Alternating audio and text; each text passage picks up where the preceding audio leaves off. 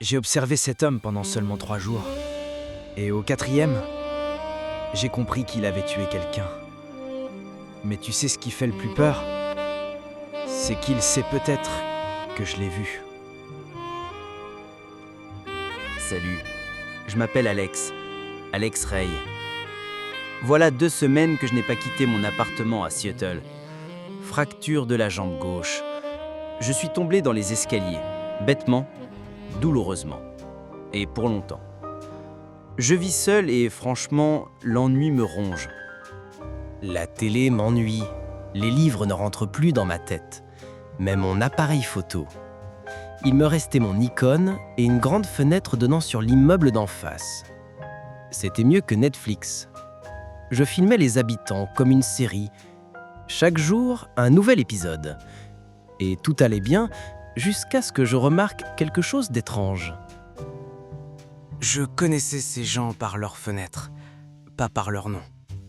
Dans l'appartement d'angle, juste au-dessus de la pharmacie, vivait un couple. Ils dansaient tout le temps.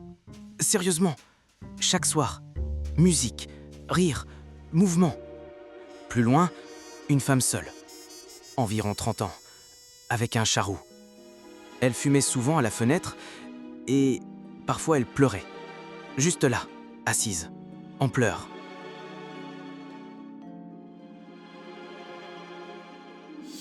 Appartement 5B, un geek typique.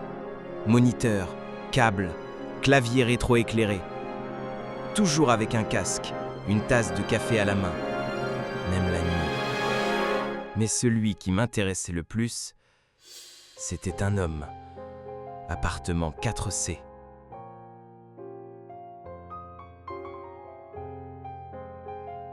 Un homme d'une 40aine d'années, grand, grisonnant. Vêtements toujours noirs.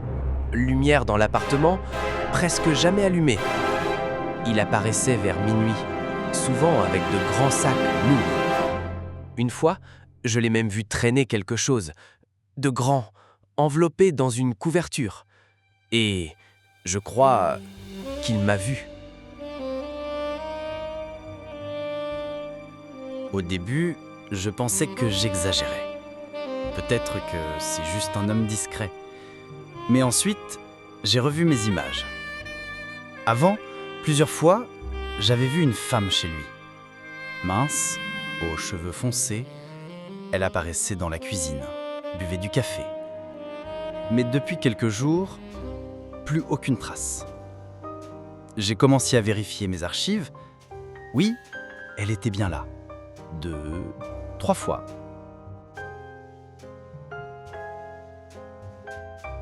J'ai demandé au gardien de l'immeuble d'en face. Je l'ai croisé près des poubelles. Qui habite dans le 4C? Un mec, toujours seul. Depuis 2 ans. Je n'ai rien dit. Et le soir suivant, je l'ai vu sortir de l'immeuble, traverser la cour et enterrer quelque chose. Sérieusement, juste à côté d'un arbre. Un grand sac noir.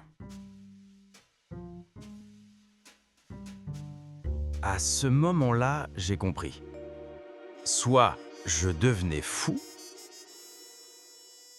soit il se passait quelque chose d'horrible juste à côté.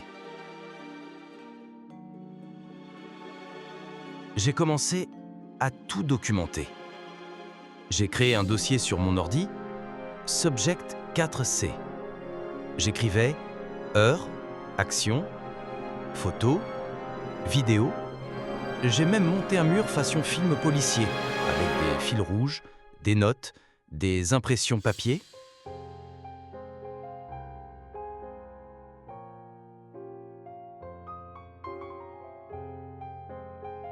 Je savais que j'avais besoin de preuves. Alors, j'ai appelé un ami, Marc. Il est journaliste. Je ne peux pas aller à la police moi-même. Tu peux montrer ça à quelqu'un? Il a pris la clé USB. Mais, quelques heures plus tard, il m'écrit « Mec, désolé, j'ai perdu la clé. Je sais pas comment, elle a disparu. » Cette nuit-là, l'électricité a sauté dans mon appartement, uniquement chez moi. Et j'ai entendu des pas. Quelqu'un montait l'escalier, lentement, un étage, puis un autre. Je pensais que c'était la fin. J'ai barricadé la porte. Mon cœur battait si fort que j'étais sûr que les voisins l'entendraient. Quelqu'un a frappé. Une fois. Puis encore. Puis un bruit métallique. Quelqu'un essayait d'ouvrir la serrure. J'ai pensé sauter du balcon, mais j'étais en plâtre. Et soudain, un bruit sourd. La porte s'est ouverte. J'ai fermé les yeux. Monsieur Ray, un homme en uniforme. La police. Derrière lui, 2 autres. Ils sont entrés. J'étais paralysé. L'un d'eux, jeune, blond, a expliqué. « Vous avez observé le locateur du 4C ?» « Oui. » « C'est un détective privé. Il était en mission d'infiltration. La femme que vous avez vue, elle est recherchée au niveau fédéral. »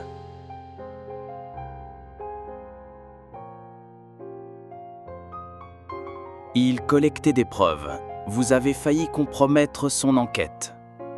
Je n'en revenais pas. Tout ce que j'avais vu, tout ce que je m'étais imaginé, ce n'était pas un drame. C'était une affaire.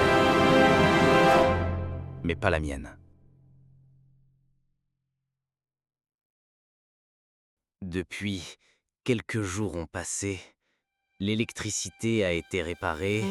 Marc a retrouvé la clé USB. Elle était dans sa veste. Les policiers sont partis. Ils m'ont remercié. Ils ont dit « Vous avez agi avec de bonnes intentions. » Mais tu sais ce que je ressens ? Un grand vide. J'ai construit dans ma tête tout un thriller. Un coupable. Une victime. Un complot. Et au final, la réalité était différente. Un vrai professionnel faisait son travail. La femme a été arrêtée en tentant de fuir la ville. Tout était vrai, sauf moi, le héros. J'étais juste un spectateur qui s'est égaré.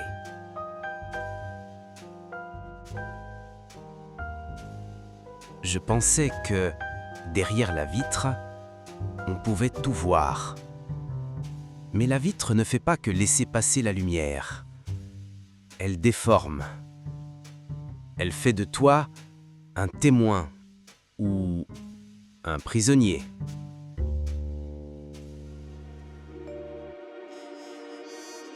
Je peux marcher à nouveau, sans plâtre, sans béquille. Mais vers cette fenêtre, je ne m'approche plus.